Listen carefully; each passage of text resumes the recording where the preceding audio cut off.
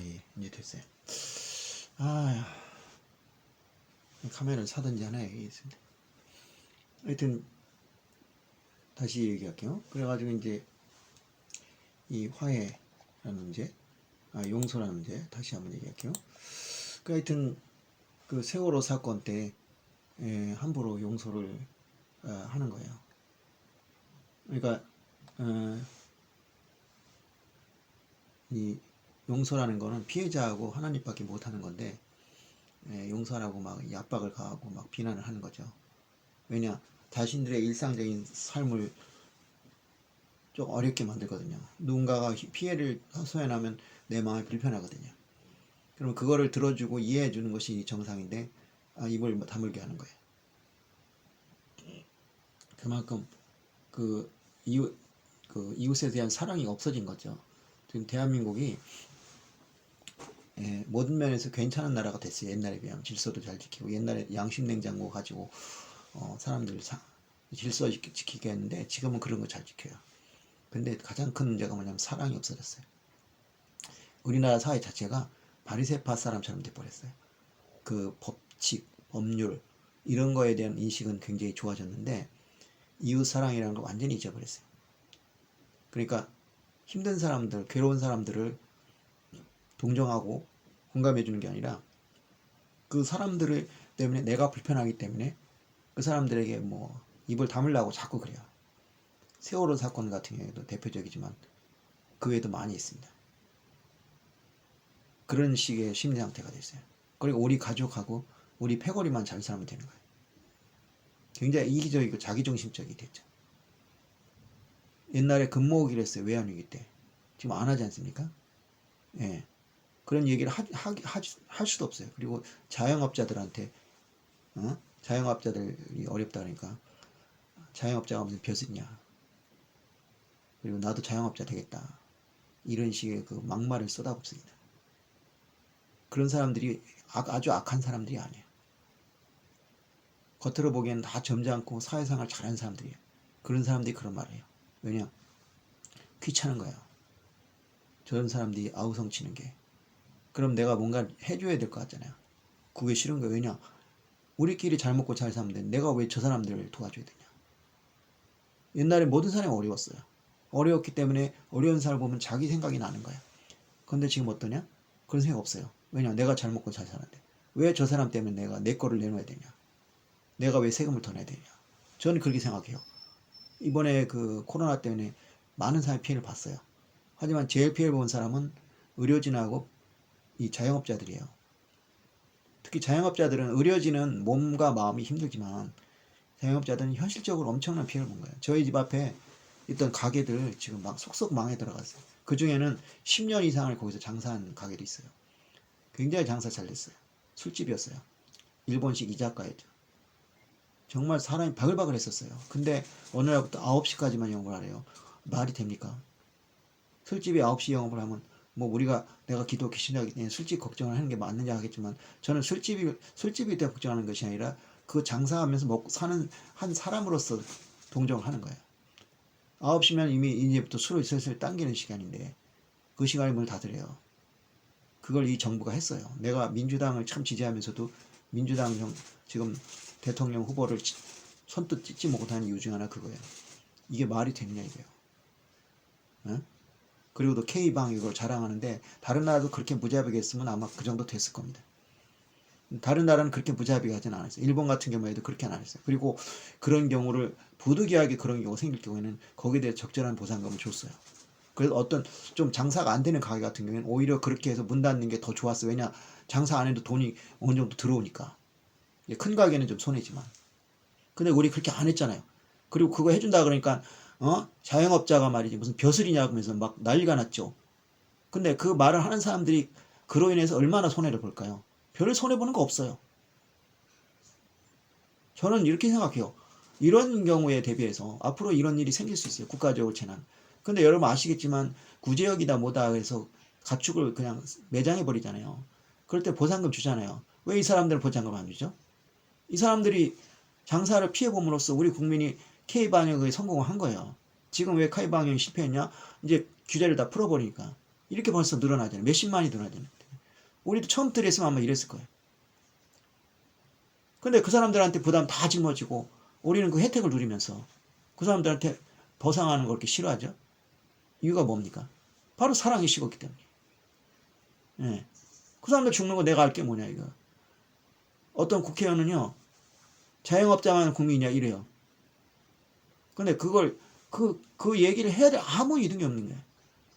다른 힘든 사람들 얘기를 하면서 그 얘기를 해요. 자영업자가 무슨 동네북입니까? 그 사람들이 무슨 강자입니까? 자본가입니까? 생각이 없는 거예요. 왜 생각이 없냐? 사랑이 없기 때문에 그래요. 그런 식의 사람이니 그런 식의 생각을 가지고 있으니까 세월호 유족들에게 지겹다 그만해라는 말이 아무렇지 않게 나오는 거예요. 나 아이 아니다 이거. 우리 가족 아니다 이거야. 그러다 지 가족이 이제 잘못되면 그때서야 이제 통곡을 하겠죠. 근데 이미 늦었어요. 그 지금 이런 세상이 된 거예요. 그러니까 혼자 죽는 사람, 고독 사는 사람들 비난해요. 인생 잘못 살으니까 그렇게 살았지, 죽지. 이게 할 소리입니까? 죽은 사람에 대해서? 예?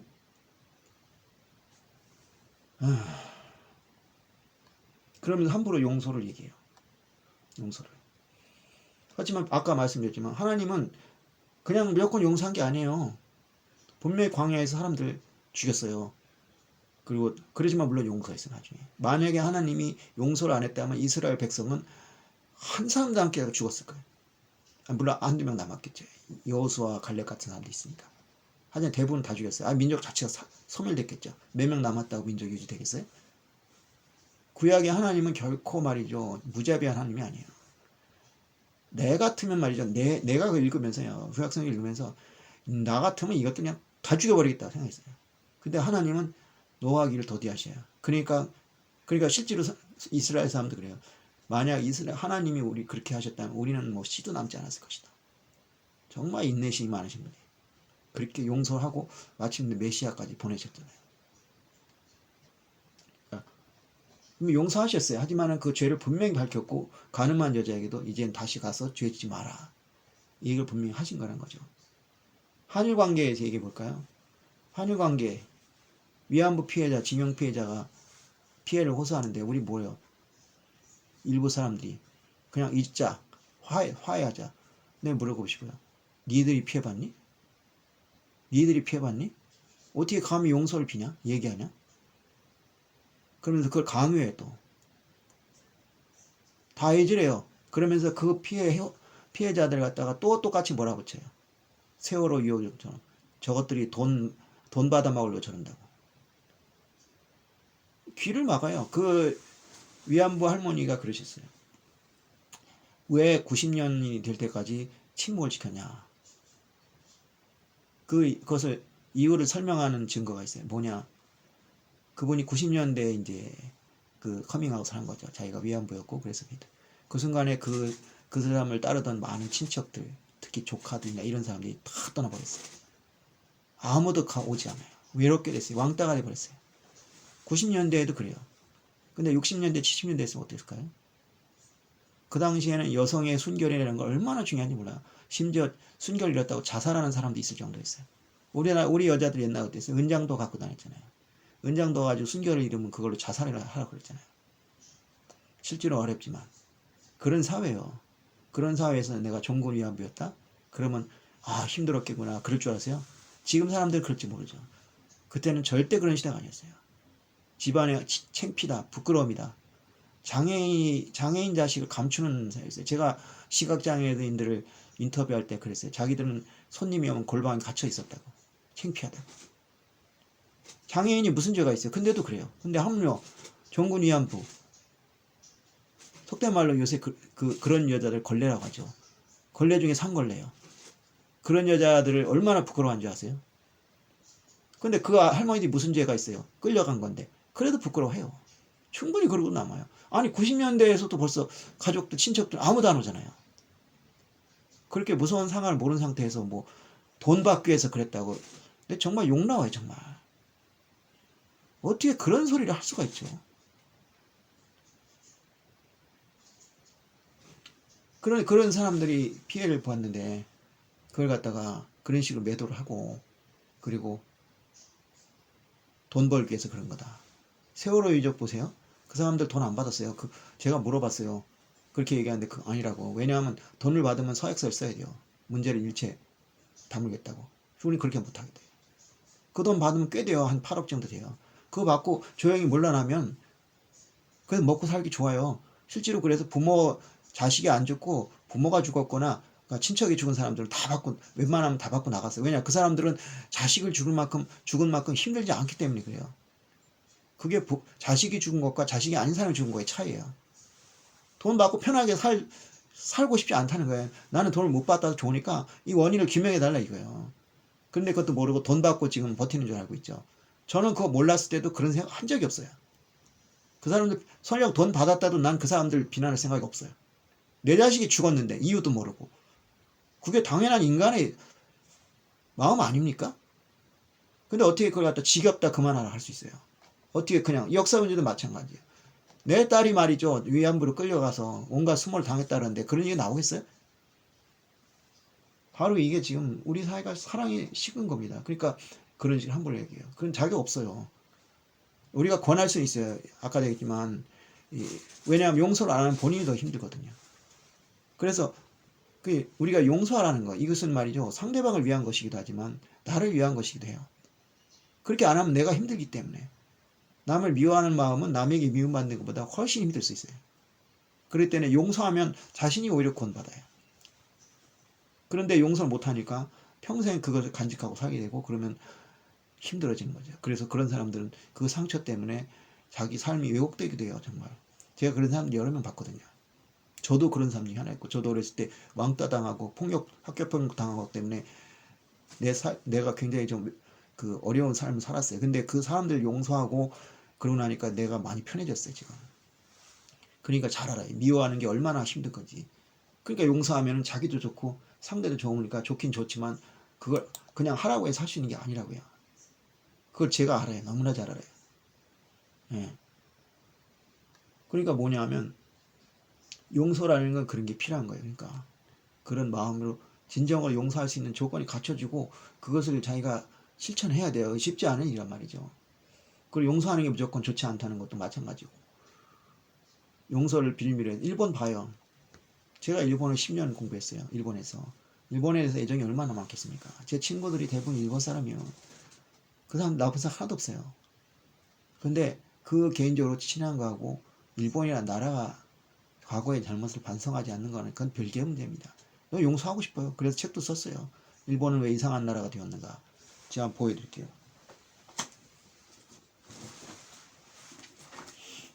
이 책을 썼어요. 여기 참 기가 막힌 내용이 있어요. 여기 선배가 우리 보고 막 뭐라 그랬는데 저는 용서의 근거를 마련하고자 합니다. 피해자인 우리 민족이 가해자인 일본 민족 용서할 수 있는 근거 말입니다. 근거가 있어야 돼요. 그래야 용서가 되는 거죠. 그럼 여기 뒤에 뭐라 하냐? 무조건 용서하는 것이 아닙니다. 여기 미랑 얘기 썼어요. 그리고 피해자의 용서를 강요할 수 없는 점. 용서 강요할 수 없어요. 우리라도. 그러니까 가해자의 사과 보상이 필요한 거야. 제가 일본에 가서 인터뷰를 했잖아요. 그 사람들이 말이죠. 너무 뻔뻔한 거예요, 진짜. 우리가 뭘 잘못했냐 이거예요. 기가 막힌 거죠, 이게. 잘못했다는 생각이 아예 없어요. 이게 용서되면 뭘까요? 그 사람들이 감격할까요? 장발장 같이 바뀔까요? 장발장은 자기가 잘못한 거 알아요. 아니 잘못한 것도 알지만 또 그만큼 피해를 많이 받거든요. 근데 그래서 그리고 그 죄를 지었을 때는 분명히 자기는 죄를 졌다는 걸 알고 있어요. 그러니까 처벌받아 마땅하다고 생각하고 있을 거예요. 그런데 용서를 해준 거예요. 그러니까 그 사람이 바뀌었어. 근데 내가 잘했다고 생각하는 사람이 용서하면 당연한 거 아니냐 생각하지. 누가 그걸 가지고 기뻐합니까? 그런 거 아셔야죠. 자, 하나님은 징계를 하셨어요. 그 징계가 없으면 자녀가 아니라고 그랬잖아요. 그 당연히 징계를 해야죠. 그러니까 그게 필요한 거예요. 그러니까 그 시내라는 사람의 아들을 죽인 그 범인 원장은 하나님께 용서받았지만 교도소에 계속 있어요. 왜냐? 하나님 용서했다고 거기서 교도소에 나오는 건 아니에요. 지존파이죠? 지존파가 하나님께 용서를 받았다 해서 그 사람들이 사형집행을 면제받는 게 아니에요. 그렇게 하면 이 세상의 공의는 완전히 사라지게 되는 거죠. 그러나 그 용서라는 건 바로 영적인 용서죠. 내가 죄인이었지만 이제는 죄인이 아니라 하나님 앞에서 깨끗해졌다. 보혈의 피로 깨끗해졌다. 그런 의미지. 만약에 그렇게 해서 모든 사람 용서한다 해서 모든 범인들 다 용서하고 그러면 이 세상 지금 어떻게 될 것 같아요? 큰일 나죠. 그러니까 우리가 그 용서라는 걸 그렇게 시잖아요. 쉽게 생각하면 안 되는 말이야. 안 된다.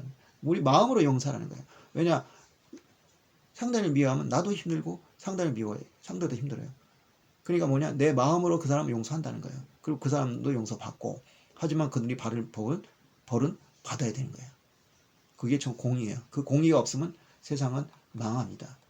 그러니까 하나님이 왜 공의를 강조하냐? 왜 그 많은 사람을 광야에서 죽였느냐? 예수님이 왜 성전에 재직질을 했냐? 그리고 독사의 자식을 했냐? 공의를 통해서 이 사랑을 실천하신 거죠. 그들이 경찰이나 검찰처럼 무자비하게 공의를 실천한 게 아니에요. 하나님이, 예수님이. 그러니까 이 공의는 바로 사랑입니다. 자, 그러니까 용서라는 건 아름답지만 그것이 가져올 공의의 파괴, 이것을 충분히 생각해야 되는데, 그래서 예수님이 끝에 완전 붙이신 거예요. 가서 다시는 죄 짓지 마라. 그 말을 덧붙이는 것은 이 여인에게 한 얘기가 아니에요. 사실은 어쩌면 우리들에게 한 얘기죠. 혹시 이것을 오해할까 봐 그렇게 생각하지 않습니까? 자, 그러니까 뭐야? 공의가 없는 용서는 불법에 불과합니다. 불법의 용인에 불과합니다. 우리는 가해자를 마음으로 용서해야 돼요. 하지만 하나님이 왜 그토록 공의를 세우시려고 했는지 알아야 합니다. 하나님 무서워서? 하나님 잔인해서? 천만에요. 우리들이 공의 없이 살 수 없기 때문에. 공의를 무시한 나라가 어떻게 되는지, 무법천지가 된 세상이 어떤 건지 누구보다 잘 아시는 분이에요. 그러니까 공의를 세워야 되니까 벌을 주시고 징계를 하는 거야. 그러나 우리를 멸절시키지 않았어요. 노아의 식구들을 남겨놓고 다시 인간을 다시 퍼뜨리게, 번성하게 했습니다. 그런 식으로 이스라엘 백성을 죽이긴 했지만 대부분은 살려놨어요. 왜냐? 그것이 하나님의 사랑이니까. 내가 너희들 미워서 때린 게 아니다. 하나님 마음속으로 오시는 거예요. 얼마나 나도 내 자식을 때렸지만 자식을 때리면 제 마음 편한 줄 아십니까? 얼마나 아픈지 몰라요. 심지어 후회도 할 때 한두 번이야. 내가 좀 참았어야 되지 않나. 내가 내 화를 못 이겨서 때린 게 아닌가 생각하면 지금도 20년 전, 30년 전이 생각나면요. 지금도 가슴이 아파요. 내가 그때 꼭 그렇게 애를 때렸어야 되나 생각하면 정말 눈물이 나요. 자녀들은, 내 아이들은 몰라주지만 진짜 그래요. 근데 하나님은 더 하시는 거예요. 왜냐? 하지만 공의를 세우지 않으면 내가 내 자식들을 그냥 내버려두면 우리 아이들 엉망되죠. 그 아이들이 그럼 행복할 것 같아요? 큰일 나죠. 범죄자 되거나 이상한 사람 되는 거예요. 민족도 마찬가지고.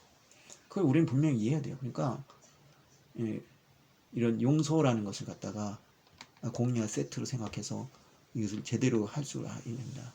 지금 세상은 너무 용서만 있어요. 너무 이해만 해요. 부모가 자식을 너무 용서하고 감싸줘요. 참 문제입니다. 교회에서도 마찬가지고. 너무 그런 면을 강조해가지고 우리가 지켜야 공의에 대해서 오히려 소홀히 하고 있는 것 같아요. 그것이 사람들의 신앙의 성장을 방해하고, 그 죄에 대한 얘기 잘 못하고, 천국과 지옥 얘기 못하고, 천국과 지옥을 얘기해야 됩니다. 불편해도 얘기해야 돼요. 왜냐? 반드시 심판이 있다. 그 사람들을 얼마나 제한합니까? 사람 죄에 싹은 사망이요, 죽은 다음에 반드시 심판이 있다. 그럴 때 우리의 삶을 조심해야 됩니다. 그런 경계심 없이 우리가 구원을 받겠다. 우리가 또 구원을 뺏어도 그래요. 이 세상이 좋은 세상이 되겠다. 천만 말씀입니다. 인간이 인간의 힘으로 해서 된 게 없어요. 제1차 세계대전, 제2차 세계대전 왜 일어났습니까? 19세기에 니체가 신은 죽었다. 그 신이 죽었다는 말은 물론 우리가 생각하는 그런 뜻이 아닐 수도 있어요. 하지만 어쨌든 그것은 사람들에게 신을 버리게 한 거죠. 그리고 자유주의 신학이 판을 치고 하나님의 성경 말씀을 그냥 상징적으로만 보고, 그리고 우리가 마음대로 된다. 그런 생각을 하기 때문에 인간이 마음대로 살다 보니까 큰 전쟁이 2번이나 이렇게 해서 겨우 정신 차렸는데, 지금 또 그런 얘기가 나와요. 뭐 도킨스라는 사람이 신은 없으니까 여러분들 마음대로 사세요. 그 결과는 어떻게 되겠습니까? 근데 용서만 생각해요. 예수님 다 용서해 줄 거야. 하나님 다 용서해 줄 거야. 아니요. 그럴 수 없어요. 왜냐? 여러분 미워서가 아니라 여러분들 사랑하기 때문에. 여러분이 자식의 매를 대듯이 하나님이 우리에게 매를 대는 거예요.